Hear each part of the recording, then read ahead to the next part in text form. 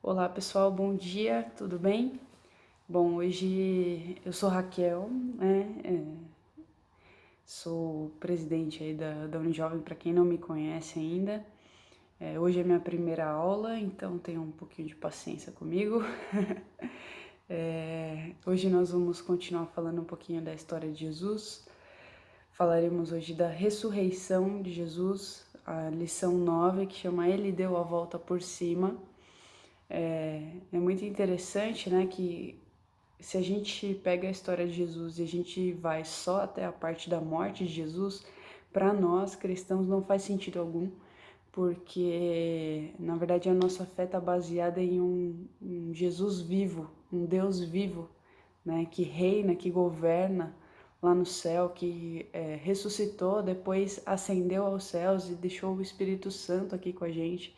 Então, para nós não faz sentido algum estudar só a parte até a morte de Jesus, né? Se não tivesse um depois, Jesus seria como qualquer outro, né? Seria como Maomé, por exemplo, como vários outros profetas que passaram pela terra e que ao final de suas vidas, né, morreram e ficaram por lá mesmo e não existe nenhum impacto deles diretamente nas nossas vidas. Eles podem ter sido bons pensadores, terem deixado uma filosofia muito legal, mas isso não impacta da mesma forma em que a vida de Jesus impacta nas nossas vidas.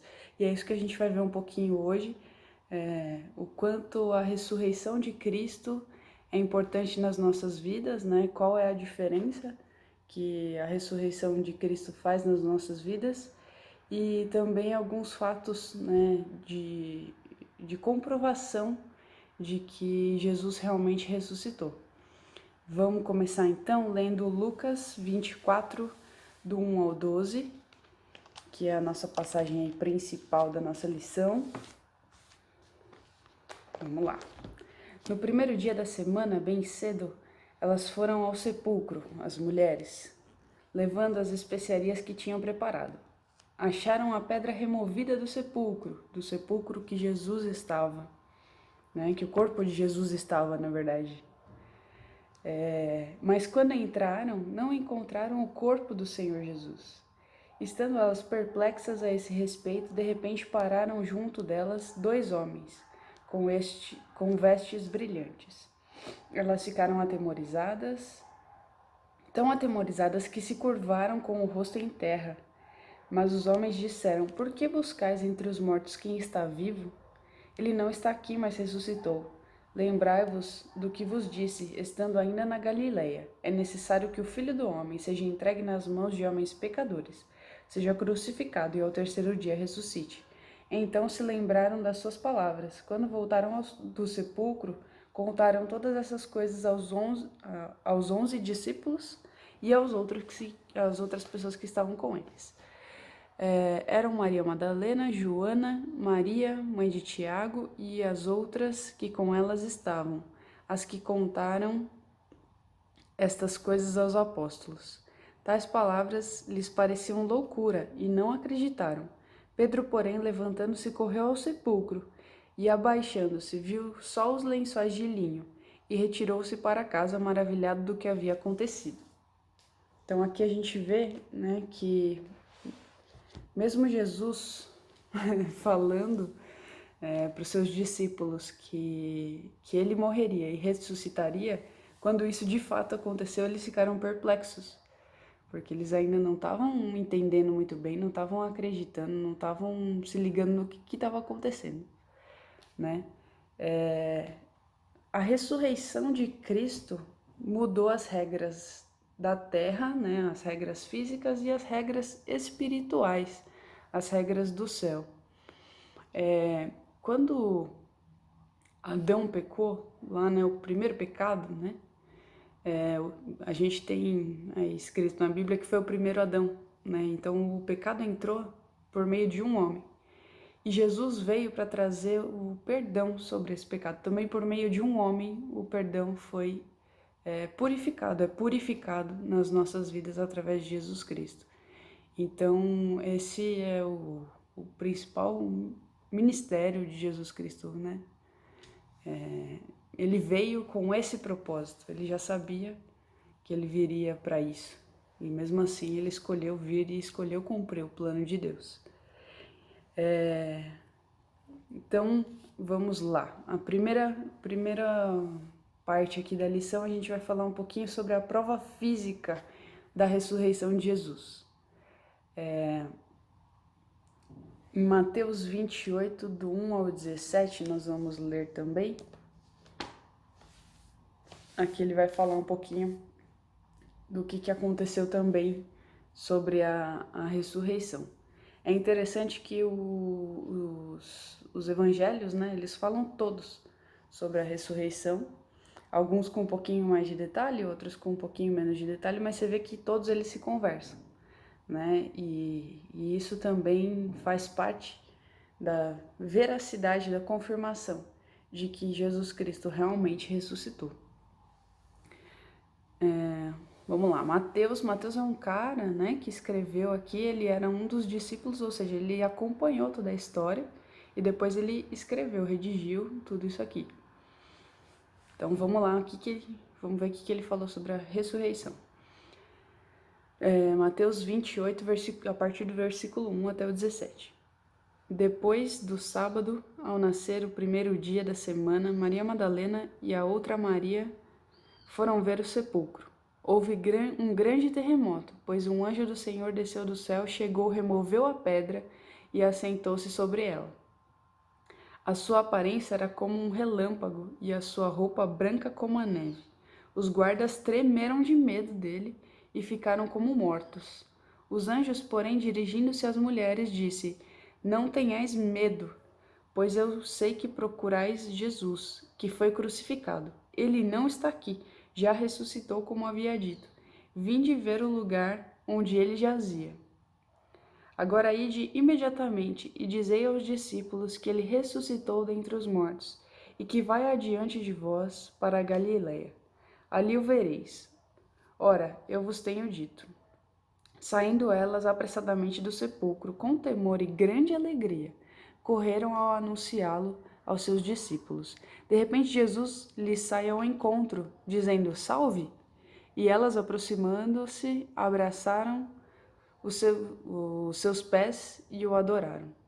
Então Jesus lhe disse: Não temais, ide dizer aos meus irmãos que se dirijam para a Galiléia e lá me verão.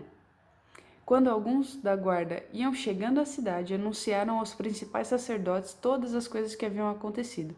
Reunindo-se eles com os líderes religiosos, decidiram dar muito dinheiro aos soldados, recomendando: Dizei que vieram de noite os seus discípulos, e enquanto dormieis, o furtaram. Caso isto chegue aos ouvidos do governador, nós o convenceremos e vos colocaremos em segurança. Eles, recebendo o dinheiro, fizeram como estavam instruídos. Espalhou-se essa história entre os judeus até o dia de hoje. Os 11 discípulos partiram para a Galiléia, para o monte que Jesus lhes tinha indicado. Quando o viram, o adoraram, mas alguns duvidaram. A gente vê a primeira prova, né? A gente viu lá em Lucas, que Jesus predisse a sua ressurreição. Ele falou que viria, que seria crucificado e que ressuscitaria. A gente vê também aqui em Mateus 27, do 62 ao 66, e o que é confirmado depois no 24 que a gente acabou de ler. Vamos ler do 62 ao 66 aqui, ó, do 27. No dia seguinte, que é o dia depois da preparação, os principais sacerdotes e os fariseus foram falar com Pilatos, dizendo: Senhor, lembramo-nos de que aquele enganador, enquanto vivia, disse: Depois de 3 dias ressuscitarei. Portanto, manda que o sepulcro seja guardado com segurança até o 3º dia, para não se dar o caso de que os discípulos vão de noite, o furtem e digam ao povo: ressuscitou dentre os mortos. Assim, o último erro será ainda pior que o primeiro. Disse-lhes Pilatos: tendes aí uma escolta. Ide, guardai-o como acharem melhor. Indo eles, montaram guarda ao sepulcro, lacrando a pedra, e deixaram ali a escolta.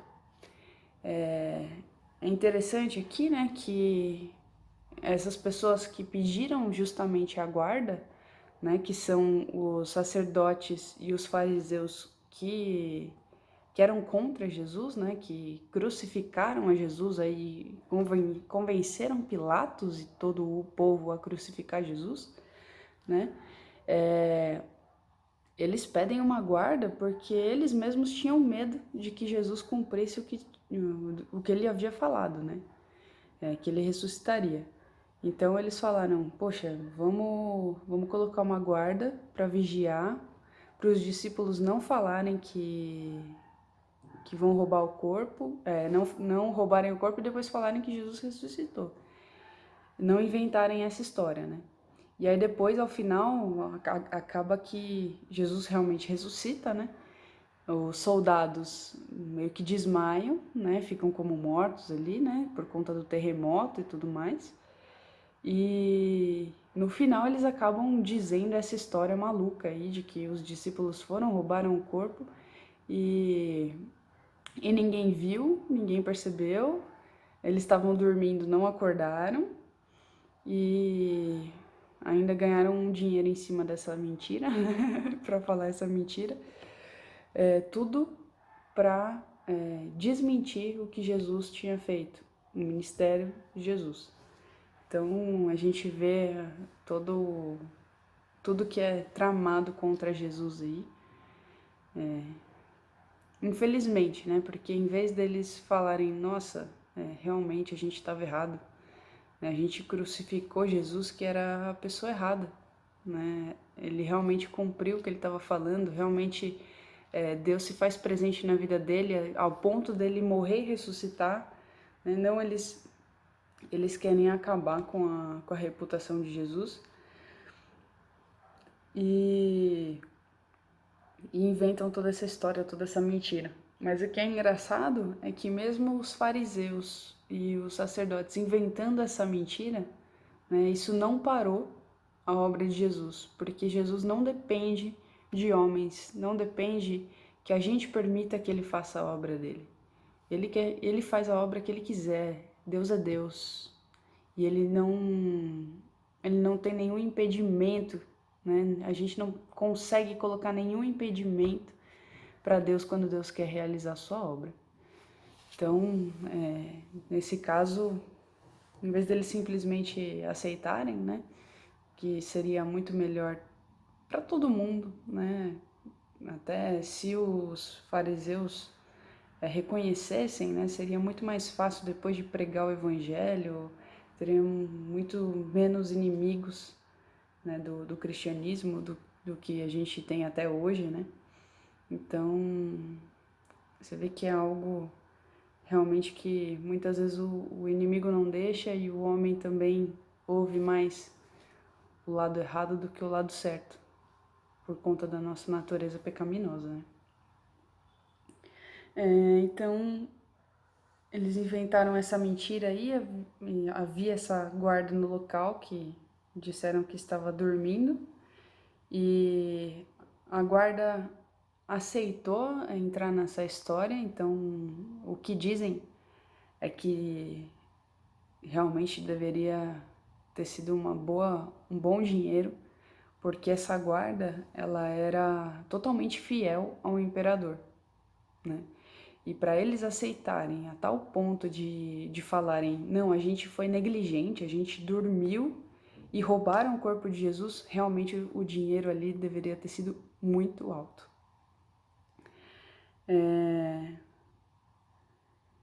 E aí a gente vê aqui também no final, né, que até os discípulos tiveram dificuldade, né, de acreditar que Jesus ressuscitou.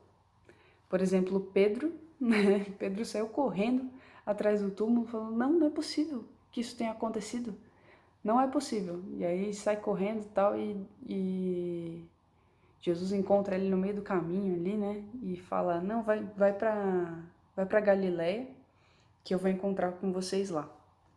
E aí, mesmo depois disso tudo, né, Tomé, quando encontra Jesus, quer tocar na mão de Jesus, para saber realmente se é ele, né? Que é tocar nas feridas ali da crucificação para comprovar de fato que era Jesus. É impressionante como a nossa natureza incrédula, né, permanece mesmo depois de ver nitidamente o que Jesus tinha falado se cumprindo ali, que ele havia ressuscitado, né? Tantas promessas, né? Jesus cumpriu todas as promessas que foram feitas lá no Antigo Testamento, quanto no Novo Testamento. Jesus cumpriu todas elas, todas elas. O Messias que viria, né? Que entraria ali através de um jumentinho, né? Então todas as promessas, elas se cumpriram através da vida de Jesus. E mesmo assim a gente tem uma barreira muito grande para acreditar, né? Que algo tão maravilhoso e tão grandioso possa ter acontecido.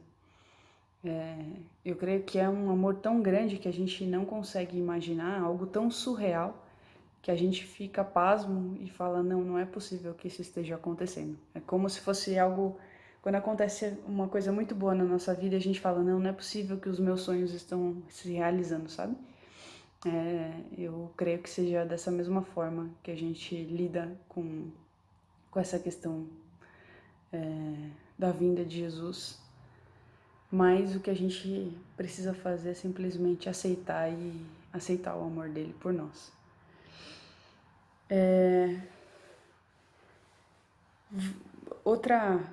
Outro ponto aqui que a revista traz também é que muitas testemunhas viram Jesus após a sua morte. Então isso comprova, né, fisicamente que Jesus ressuscitou. Como que a gente consegue saber disso? Paulo foi um cara que ele teve um encontro, né, ele não viveu ali com Jesus, não viveu na época da ressurreição ali, mas ele foi impactado, né, na conversão dele ali ele teve um encontro ali com Jesus já num corpo glorificado, né? Por isso da questão dele ter ficado cego e tudo mais, né? Foi uma grande luz ali que ele viu e realmente teve esse encontro com Jesus. E ele falou, né? Ele relatou os 40 dias de Jesus entre a sua ressurreição e a sua ascensão. E quando ele relata tudo isso, as pessoas naquela época, né, ele vai mandando as cartas para as igrejas e tudo mais, as pessoas estavam vivas, né? Então as pessoas da época de Jesus ainda estavam vivas para receber aquelas cartas, para receber aqueles relatos de Paulo. Então elas poderiam muito bem falar, peraí, você é um mentiroso, porque isso não aconteceu não. E várias pessoas se juntarem contra ele ali e falarem que não era verídico. Mas foi justamente o contrário. As pessoas comprovavam que o que Paulo falava, o que Paulo escrevia em suas cartas, era verídico. Eles confirmavam, não, realmente aconteceu assim. Né? Então a gente vê muitas testemunhas de Jesus naquela época. Vamos passar para o ponto 2, a prova espiritual da ressurreição de Jesus. Quando Jesus ascende aos céus, né, ele diz que iria ficar o Consolador, né, que é o Espírito Santo. Ele ia mandar o Consolador. E logo após a ascensão dele, vem o Consolador, vem o Espírito Santo, desce aqui, né, para ficar conosco, porque senão a gente também não aguentaria, né.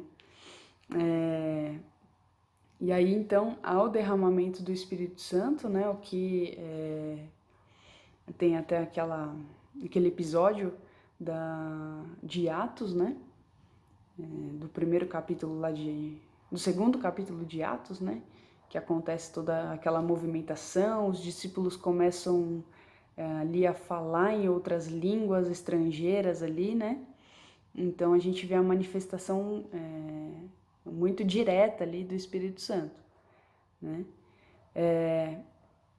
Com isso, tem grandes conversões ali, depois a gente está até estudando na Unicelular, né? a palavra, o sermão de Pedro, né, após todo esse episódio, né, então tem um sermão ali de Pedro falando sobre a vida toda de Jesus, né, e culminando ali na ressurreição de Jesus e em sua ascensão depois, e 3.000 pessoas foram convertidas, né, após aquele sermão. Pedro faz um apelo, né, e aí 3.000 pessoas são convertidas. Então a gente vê que realmente a ação do Espírito Santo ali, né? E a gente vê também essa questão de que Pedro fala sobre tudo aquilo, né? E as pessoas que viviam naquela época acreditam ali, né? Então mais testemunhas também, né? De Jesus. E a gente vê até hoje, né, a presença de Cristo na igreja. Ou seja, muitos profetas, muitas pessoas se diziam ser o Messias, né? Já diziam ser o Messias naquela época. Então, falsos profetas, falsas pessoas se diziam ali ser Jesus, né? Ser filho de Deus e tudo mais. Mas o único que conseguiu cumprir todas as profecias foi Jesus, né? E a gente vê até hoje que essa história não era uma historinha, porque se fosse um boato, se fosse uma história inventada ali, isso já teria morrido faz tempo. Por exemplo, a gente vê aí várias fofocas que fazem várias informações errôneas, tal, que convencem muita gente, né, de uma hora para outra, assim, nossa, realmente é isso mesmo, a Terra é plana. Não, realmente a Terra é plana, eu acredito, tal, comprovo, tem alguns argumentos científicos, né, e é isso que acontece, é isso mesmo. Daqui a um tempo, você vê que essa história some, desaparece, já nem é lembrada mais.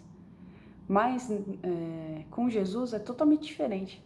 Né? A gente vê uma igreja, né, desde lá de trás, as primeiras igrejas, até hoje, né, as igrejas permanecem, a fé permanece, a Bíblia permanece. Claro que a Bíblia, né, foi discutida, foi elaborada, quais livros entrariam, quais cartas entrariam, um cânon, não sei o quê. Mas a Bíblia até hoje, né, depois que fechou ali os 66 livros, permaneceu. Permaneceu. É algo que já vem, né, de 2.000 anos. Se fosse uma mentira, isso não teria sido mantido. E o mais espetacular, né? Porque não basta ser uma verdade humana. É uma verdade que tem o principal interessado aqui é Deus. Então Deus é quem cuida para que essa verdade permaneça ao longo da história, né? Então a gente vê até hoje a presença de Cristo nas igrejas, né? As manifestações de diferentes manifestações, né? Existem igrejas que se dizem mais avivadas, tal, com mais dons, né? Existem as igrejas mais tradicionais, como a nossa, por exemplo, que os dons também existem, também são demonstrados de formas diferentes, mas nós vemos muitos dons sendo usados ali para a glória de Deus, né? O dom da música, o dom do louvor, o dom da exortação, né? Então, a gente vê muitos dons que são utilizados sim, podem não ser utilizados da mesma forma como são utilizados em outras igrejas, mas a gente vê claramente a manifestação do Espírito Santo na nossa igreja e nas nossas vidas também, né? E esse é o terceiro ponto, né? O impacto da ressurreição na nossa vida. A gente, com a ressurreição de Cristo, a gente consegue hoje ter acesso ao Pai por meio do Espírito Santo, né? Então, quando a gente ora, tal, a gente tem um acesso direto, né? Tem algumas pessoas, inclusive há umas 2 semanas, uma pessoa veio falar comigo, né? Ora por mim e tal, porque Deus tá bravo comigo. e ele não vai me ouvir. Aí eu falei, não é assim, né? Se você se arrepender dos seus pecados, se você está dizendo, né, que Deus está bravo com você, só pode ser porque você pecou. Então, se você se arrepender dos seus pecados, né, Jesus perdoa, né? Deus perdoa os seus pecados através do sangue de Jesus Cristo. E o que ele mais quer, na verdade, é ter um relacionamento íntimo conosco, né? Então, parte de nós, claro, Jesus já veio, Deus já deixou o Filho dele aqui, né? Jesus já veio, já derramou o sangue, Deus já fez a parte dele, né? Agora cabe a nós procurarmos ao Senhor, falar, não, realmente eu errei, eu pequei, eu preciso de novo, né, que Jesus limpe a minha vida, purifique o meu pecado e para que eu possa ter um relacionamento com o Senhor novamente, né? E a partir disso, a gente tem acesso ao Pai, acesso direto ao Pai, né, por meio do Espírito Santo. Então, eu não preciso de um intermediário, eu não preciso, ai, pastor, orar por mim, ai, o meu amigo que faz jejum todo dia e se santifica e tem um relacionamento e lê a Bíblia todo dia, vou pedir para ele orar por mim. Legal, peça, ok, beleza. Mas também, o mais importante, além de tudo isso, o mais importante é você mesmo ter esse relacionamento íntimo com Deus direto. Falar com Ele tudo que você está sentindo, quais são as suas dificuldades, né? E mostrar para Ele que você, poxa, eu quero mudar, eu não quero mais fazer isso. Então, e buscar dia a dia, né? Porque a gente também erra dia a dia, então é importante que a gente sempre alimente o Espírito Santo nas nossas vidas. Bom, então o impacto da ressurreição em nossa vida, o relacionamento pessoal de cada crente, a esperança de um dia ressuscitarmos também, como Jesus ressuscitou, Jesus foi o primeiro e disse, né, que nós teríamos a vida eterna a partir da salvação através dele, e a convicção de servir ao Deus vivo e poderoso. Quando Deus nos chama, né, quando Deus nos resgata aí das trevas, ele nos chama para adorarmos a ele, para sermos bênção em outras vidas, né? Para que Deus nos ama, mas esse amor ele tem que nos encher e transbordar para outras pessoas. E aí a gente consegue enxergar qual é a nossa função nesse mundo, né? A gente vê muitos jovens aí passando por uma dificuldade, pensando, poxa, qual é a minha função nessa terra, né? A nossa geração é muito assim. Qual que é... Para que eu nasci, né? Qual que é a minha função, qual que é a razão de eu existir? Eu já me perguntei isso muitas vezes, tá? Por isso que eu tô falando também. Mas a nossa principal razão, a partir do chamado que Deus faz, né? Deus tem um chamado para sua vida. Deus quer usar a sua vida. E aí você pode perguntar, poxa, mas por que a minha vida usa do outro? Né? Por que ele quer usar a minha vida? Ele quer usar a sua vida para algo específico. Você tem algo que ele pode usar. Você tem algo específico, características específicas que ele quer usar. É claro que se você não quiser, Deus não vai ficar dependente de você. Ele vai usar outra pessoa pode ter uma dificuldade maior ali para desenvolver o trabalho que era seu, mas Deus não vai deixar de fazer o trabalho. Só que é nosso privilégio participar da obra do Senhor. E é a nossa principal razão de existir, é glorificar o Senhor, é servir a Ele, é mostrar para outras pessoas o que um dia nos mostraram, que Jesus é nosso Salvador, é o nosso melhor amigo, é quem está sempre com a gente. Então, que você tome isso para a sua vida e que você faça disso a sua razão de existir.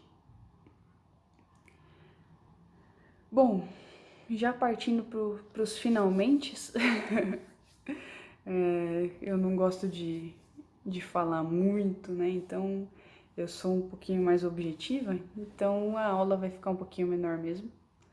Mas já partindo para as conclusões, né? A ressurreição de Cristo é um fato histórico, né? E é comprovada também pela vinda do Espírito Santo e gera um impacto nas nossas vidas. A nossa vida também comprova a veracidade que Jesus ressuscitou. A nossa vida precisa comprovar isso. A sua mudança de vida, a minha mudança de vida, precisa comprovar que Jesus é real, que Jesus veio e transformou a sua vida, transformou a minha vida. Nós devemos saber dessa verdade, demonstrar essa verdade com a nossa vida, né? E adorar, glorificar, bendizer o nome do Senhor, agradecer, porque nós só podemos ter a vida eterna por conta dessa verdade. Então que a gente seja sempre muito grato ao Senhor, né? Porque Jesus, mesmo sabendo ali, mesmo vindo em forma de homem, já sabia o que ia acontecer, qual era o plano de Deus na vida dele. Pediu para que, se fosse possível, Deus afastasse o cálice ali na hora da cruz. Deus já tinha o plano traçado, não foi possível, mas Jesus ficou ali firme. Falou: não vou abandonar o meu ministério, eu não vou abandonar a minha função de vida, eu não vou abandonar o plano que Deus tem para a minha vida. E aí ele morreu, se entregou, ressuscitou. E hoje a gente pode dar glória a Deus, porque ele está vivo, porque ele vive lá nos céus. E o Espírito Santo vive aqui conosco, graças à vinda de Jesus, graças à ressurreição de Jesus, porque ele venceu. Nós podemos vencer também. Que Deus abençoe a sua vida, que tenha uma ótima semana e um grande abraço. Não sabemos por quanto tempo ficaremos tendo essas aulas da EBD online, mas fica atento, tá? Se a gente tiver alguma mudança de planos, a gente avisa também vocês, tá bom? Um grande beijo, Deus abençoe e se cuidem.